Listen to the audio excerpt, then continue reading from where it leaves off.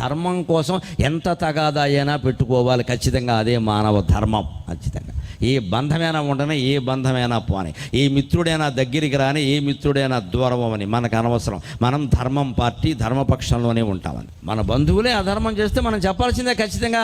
సాక్షి వ్యాసాల్లో పానుగంటి లక్ష్మీ నరసింహారావు గారు చెప్పిన మాట, 10 సంవత్సరాలు కఠిన శిక్ష విధించిన నేరస్తుడు మారతాడో లేదో మనం చెప్పలేం. 10 మంది ఈసడించుకుంటే 10 రోజుల్లో మారతాడమ్మా. నేరస్తులను ఈసడించుకోవాలి, దొంగల్ని తిట్టాలి, వాళ్ళకు ఉపయోగించవలసిన భాషే వాళ్ళకు ఉపయోగించాలి. దొంగతనం చేస్తే దొంగతనం చేతివాటుతనం అని కవిత్వం చెప్పద్దు ఇక్కడ. అది కవిత్వం, అది ఇక్కడ కఠినంగానే చెప్పు, నోరు మూసుకోమని చెప్పు.